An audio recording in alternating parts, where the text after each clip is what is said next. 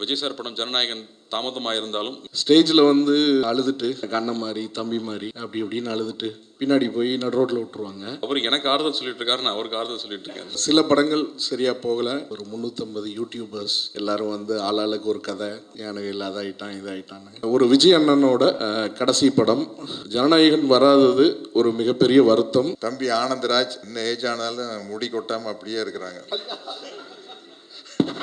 இந்த விக்குன்னு ஒன்று கண்டுபிடிக்கலன்னு வைக்கல. நானும் கவுண்டமணி என்ன பேசிக்கோ, கவுண்டமணி என்ன சொல்றாரு, சத்யராஜ் இந்த விக்குன்னு ஒன்று கண்டுபிடிக்காம இருந்தால் நம்ம என்ன செஞ்சிருப்போம். போன வருஷம் பயங்கர செலிப்ரேஷனோட நாங்கள் படத்தை ரிலீஸ் பண்ணுறதுக்கு முயற்சி பண்ணோம். அது தடங்களாகிடுச்சு.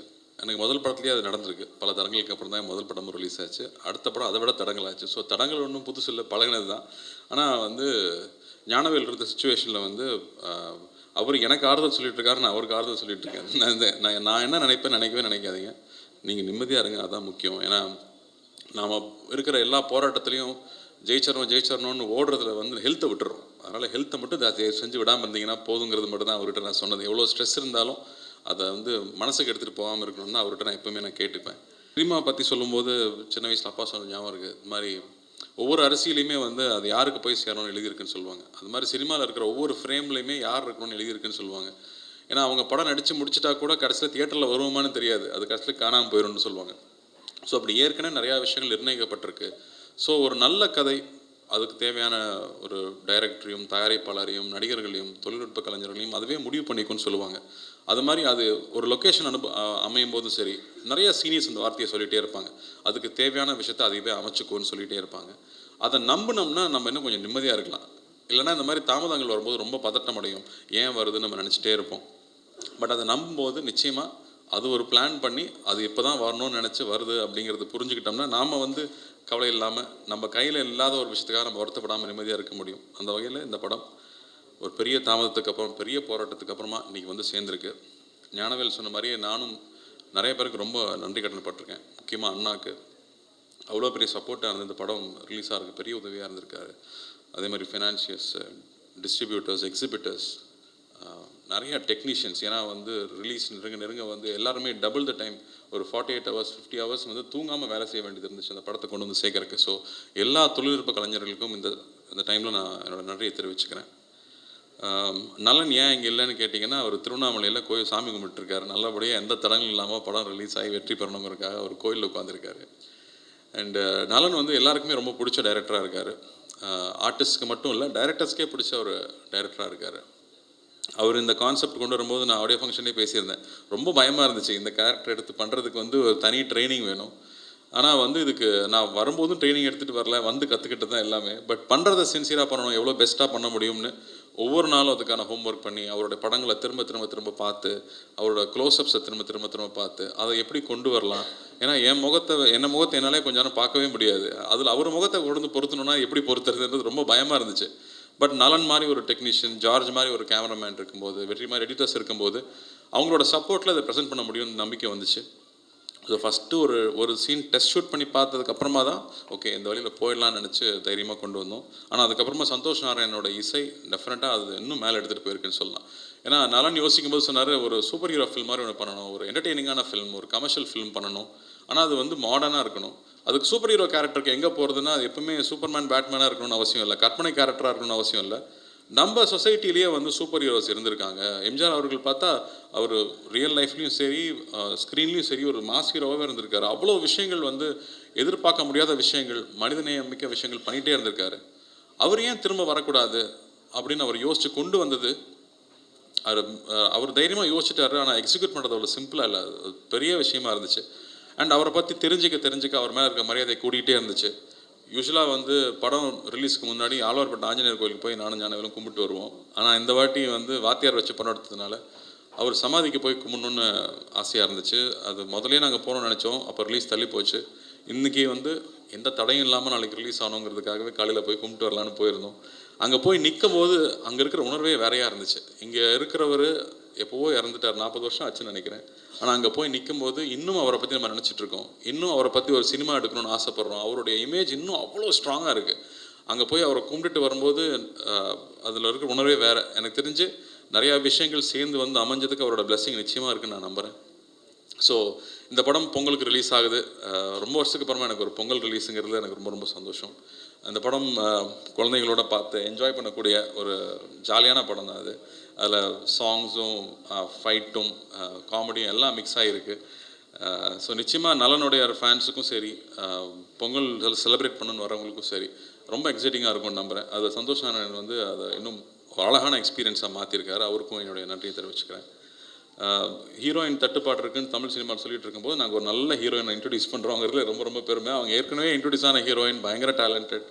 ஒவ்வொரு கேரக்டர் பண்ணும்போது அவ்வளோ ஹோம் ஒர்க் பண்ணி வந்து ஒர்க் பண்ணுறாங்க. ஸோ அந்த மாதிரி சின்சியராக இருக்கிறவங்க பார்த்தாலே ரொம்ப ரொம்ப பிடிக்கும். ஏன்னா ஒர்க்குக்கு வரும்போது அதை என்ஜாய் பண்ணி பண்ணுறவங்க இருக்கும்போது தான் அந்த சீன் இன்னும் டெவலப் ஆகிட்டே இருக்கும். ஸோ அவங்களுக்கு என்னோடய வாழ்த்துக்கள்.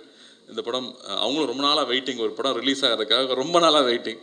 கொஞ்சம் தட்டுனோன்னா அழுதுருவாங்க, அந்தளவுக்கு அவங்க வந்து ஒரு பதட்டத்திலே இருக்கிற ஆள். ஸோ அவங்களுக்கும் இந்த படம் பெரிய வெற்றி அமையணும்னு நான் ஆண்டவனை வேண்டிக்கிறேன். சத்யராஜ் மாமா வந்து சொல்லிகிட்டே இருந்தார், கார்த்தி நீ இருக்கிறதுனால நான் அந்த படத்தை மன்னிச்சு விடுறேன்னு சொன்னார். ஸோ உண்மையாக சொல்லணுமாமா நான் பக்தியோடு தான் பண்ணியிருக்கோம். ரொம்ப ரொம்ப ரொம்ப சின்சியராக பக்தியாகவும் அவரை வந்து ஒரு டெமி காட் மாதிரி தான் பார்த்து அவரை ஸ்க்ரீனில் கொண்டு வந்திருக்கோம் அப்படின்னு நான் உங்களுக்கு உத்தரவாதம் கொடுக்க முடியும்னு நினைக்கிறேன். ஏன்னா அங்கே ப்ரொடியூசரோட அப்பாவும் வெயிட் பண்ணிகிட்டு இருக்காரு, என்னடா எடுத்து வச்சுருக்கீங்க பார்க்கணுன்ற மாதிரி. ஸோ நிச்சயமாக தைரியமாக உங்களுக்கு காட்டலாங்கிற ஒரு தன்னம்பிக்கை எங்களுக்கும் இருக்குது. ஆனந்த் சார் நன்றி. கிரண் சார், எவ்ரிடே செட்ஸில் வந்து நீங்கள் பண்ணுறது வந்து அவ்வளோ ரசிச்சிருக்கேன் நான். அந்த ஆர்ட் டெக்கார்னு சொல்லுவாங்க, அது என்னென்னு நான் அப்புறமா கூகுளில் போய் படித்து தெரிஞ்சுக்கிட்டேன். ஆனால் அதை வந்து அவ்வளோ கேஷுவலாக அவர் செட்டில் க்ரியேட் பண்ணது பியூட்டிஃபுல்லாக இருந்துச்சு. ஐ திங்க் நீங்கள் நோட்டீஸ் பண்ணி பார்த்தீங்கன்னா தெரியும், எல்லா பேக்ரவுண்ட்ஸ் அவ்வளோ அழகாக இருக்கும். சுந்தர் சார் வந்து ஒரு நடிப்பு ஆசிரியர். அவர்கிட்டலாம் பாராட்டுவாங்கிறது பெரிய விஷயம். ரொம்ப நன்றி சார், உங்கள் வாழ்த்துக்களுக்கு.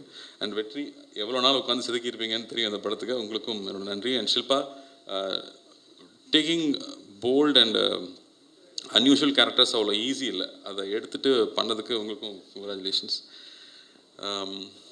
நம்ம வீட்டில் சம்டைம்ஸ் ரொம்ப டல்லாக உட்காந்துருப்போம். அப்போ வந்து எல்லாம் நன்மைக்கு தான் அப்பா சொல்லுவார். நம்ம அப்போ சொல்லும்போது புரியவே புரியாது, ஆனால் இப்போ புரியுது. ஸோ எல்லாத்துக்குமே ஒரு பிளான் இருக்குது. அந்த வகையில் வந்து விஜய் சார் படம் ஜனநாயகன் தாமதமாக இருந்தாலும் மிக சரியான டைமில் அது கரெக்டாக வரும்னு நான் நம்புகிறேன். அதுக்கு வந்து காலம் சரியான நேரத்தில் கொண்டு வரும்னு நான் நம்புகிறேன். ஏன்னா காலம் நிறையா விஷயங்கள் அந்த மாதிரி டிசைன் பண்ணுது. ஸோ அந்த நம்பிக்கையில் இப்போ பொங்கலுக்கு ரிலீஸ் ஆக போகிற படங்கள் எல்லா படங்களும் பெரிய வெற்றி பெறணும். தம்பி ஆனந்தராஜ், தம்பி சுந்தர் 2 பேர் பாருங்கள், என்ன ஏஜ் ஆனாலும் முடி கொட்டாமல் அப்படியே இருக்கிறாங்க. இல்லை இந்த ஏஜில் அந்த அளவுக்கு பாருங்க, சுந்தருக்கு அப்படியே இருக்குது, அவருக்கு அப்படியே இருக்குதா. இந்த விக்குன்னு ஒன்று கண்டுபிடிக்கலன்னு வைக்கல, நாங்கெல்லாம் மணப்பாறை பாடு கட்டி பாய வர ஏறு பூட்டிட்டு நாடு சத்யராஜ்.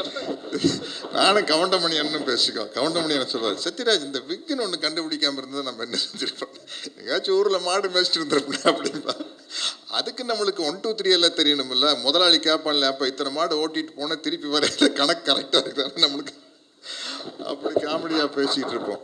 கார்த்தி, உனக்கு வந்து ஃபஸ்ட்டு படமே ரொம்ப சேலஞ்சான படம் பருத்தி வீரன். ஏன்னா நீ டவுனில் பிறந்து வளர்ந்து அமெரிக்காவில் போய் படிச்சுட்டு வந்து பருத்தி வீரன் கேரக்டர் பண்ணுறதுங்கிறது ரொம்ப கஷ்டம். அந்த பாடி லாங்குவேஜ் எல்லாம் கொண்டு வந்து அசத்திட்ட. பட் அதை விட உனக்கு ரொம்ப ஒரு டஃப்பான விஷயம் வந்து இந்த வாவாத்தியார் தான். ஏன்னா அது வந்து தலைவர் பேராக இருக்கிறதுனால அதில் நடித்து பேர் வாங்குறது ரொம்ப கஷ்டம். அதை நீ பிரமாதமாக பண்ணியிருப்பேன். இந்த டீசர் எல்லாம் பார்க்கல, எனக்கு ரொம்ப மகிழ்ச்சியாக இருக்குது. மிகப்பெரிய வெற்றி அடையும். சில படங்கள் சரியாக போகலை, இப்போ நெகட்டிவிட்டி அது இது நிறைய இப்போ வீடியோஸு, ஒரு 350 யூடியூபர்ஸ் எல்லோரும் வந்து ஆளாளுக்கு ஒரு கதை, எனக்கு இதாகிட்டான் இதாகிட்டான்னு. எதுவும் ஆகலை, இங்கே தான் இருக்கும்.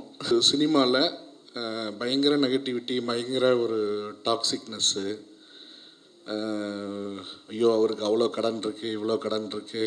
இன்றைக்கி எனக்கு தெரிஞ்சு இண்டஸ்ட்ரியில் கடனே இல்லாத ஒரு ப்ரொடியூசர் நான் தான். அதை நான் அனௌன்ஸ் பண்ணிக்கிறேன், சரிங்களா? அதனால் யாரும் வந்து பிரச்சனை இல்லைன்னு சொல்கிறவங்கள விட ஐயோ பாவம் ரொம்ப நல்லவர், ரொம்ப பிரச்சனையில் இருக்காருன்னு சொல்கிறவங்க ரொம்ப ஆபத்து. அந்த வேர்டு வேண்டாம். யாரும் பாவம் இல்லைங்க, எல்லாருமே நல்லா தான் இருக்கிறோம், நல்லா தான் இருப்போம். இந்த வருஷம் சிறப்பாக அமையும். இந்த நேரத்தில் முக்கியமாக ஒரு 5 பேருக்கு நான் நன்றி சொல்லியே ஆகணும். ஒன்று வந்து சூர்யாண்ணா. என்ன நடந்தாலும் ஸ்டேஜில் வந்து அழுதுட்டு எனக்கு அண்ணன் மாதிரி தம்பி மாதிரி அப்படி இப்படின்னு அழுதுட்டு பின்னாடி போய் நடு ரோட்டில் விட்டுருவாங்க. அதெல்லாம் எந்த ஒரு விஷயமும் இல்லாமல் அழகாக எந்த ஒரு டென்ஷனும் காட்டிக்காமல் என்னையா உனக்கு பிரச்சனைன்னு சொல்லி என்னை சப்போர்ட் பண்ணி என் கூட நின்று எனக்கு தெரிஞ்சு தமிழ் சினிமாவில் இல்லை உலக சினிமாலேயே ஒரு ஹீரோ வந்து ஒரு ப்ரொடியூசர் மேலே, ப்ரொடியூசர்னு சொல்லக்கூடாது, ஒரு தம்பியாக இருக்கட்டும் இல்லை ப்ரொடியூசராக இருக்கட்டும், இன்னொரு ஹியூமன் பீயிங் மேலே இவ்வளோ ஒரு அக்கறை செலுத்தி நல்லா இருக்கணும்னு நினைப்பாங்களான்னு எனக்கு தெரில. இந்த நேரத்தில் அண்ணாக்கு என்னுடைய நன்றி தெரிவிச்சுக்கிறேன்.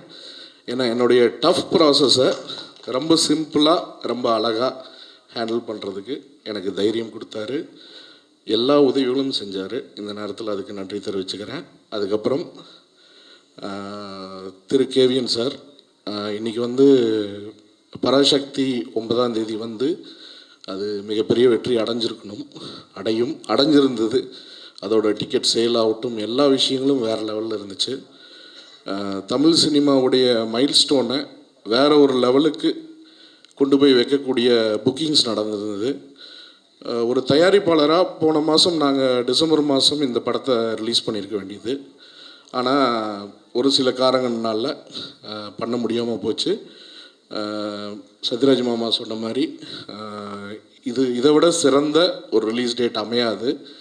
இருந்தாலும் கூட ஒரு விஜய் அண்ணனோட கடைசி படம் ப்ளஸ் என்னை வந்து ரொம்ப ரொம்ப ஒரு சொந்த மகன் மாதிரி பார்க்குற ஒரு கேவிஎன் அண்ணா. ஸோ ஒரு சகோதரனா, மகன் வயசு இல்லை, சகோதரனாக பார்க்குற ஒரு கேவிஎன் அண்ணா. ஸோ இந்த படத்தில் அவரோட சப்போர்ட், இந்த படமும் சரி, எனக்கும் அவர் பண்ண சப்போர்ட் வந்து ஒரு மிகப்பெரிய சப்போர்ட். இந்த நேரத்தில் அவருக்கு நன்றி தெரிவிச்சுக்கிறேன். ஜனநாயகன் வராதது ஒரு மிகப்பெரிய வருத்தம். இந்த நேரத்தில் நாமளும் வந்து கூட சப்போர்ட்டிவாக இருந்து அந்த இது பண்ணியிருந்துருக்கணும். பட் சூழ்நிலை என்னென்னா, அமேசான் ஆகட்டும், ஜி ஆகட்டும், எல்லா கான்ட்ராக்ட்ஸ் வந்து இன்டாக்டாக இருக்குது. இந்த டேட்டில் வந்தாகணுங்கிற ஒரு ப்ரெஷர் போன மாதம் வரலன்னொன்னே நிறைய பிரச்சனைகள் இருந்துச்சு. இந்த டேட்டில் வரலன்னா எந்த அக்ரிமெண்ட்ஸையும் நம்ம ஹோல்ட் பண்ண முடியாதுன்னு ஒரு சூழ்நிலை இருந்துச்சு. ஸோ அதனால் நம்ம இந்த டேட்டுக்கு வர்றோம். இது ரொம்ப சந்தோஷமான ஹாப்பியான படம். இந்த வருஷத்தை இவ்வளோ அழகாக இவ்வளோ ஹாப்பியாக நம்ம ஸ்டார்ட் பண்ணணும் அப்படிங்கிற ஒரு சந்தோஷம் எனக்கு இருக்குது. 2 மணி நேரம் 9 நிமிஷம் தான் படத்தோட லென்த்து. பறக்கும் படம், அது போகிற ஸ்பீடு அருமையாக இருக்கும். இது போக திரு கண்ணன் ரவி சார் படம் வருது, ட்ரிபிள் டி வருது, அதுக்கு என்னுடைய வாழ்த்துக்கள். இந்த நேரத்தில் அவர் படம் அனௌன்ஸ் பண்ணுறதுக்கும் எனக்கு ஒரு 3 நாளைக்கு முன்னாடி தான் ப்ரெஷர் ஸ்டார்ட் ஆச்சு. எனக்கு மிகப்பெரிய சப்போர்ட் கண்ணன் ரவி சார் இன்றைக்கி.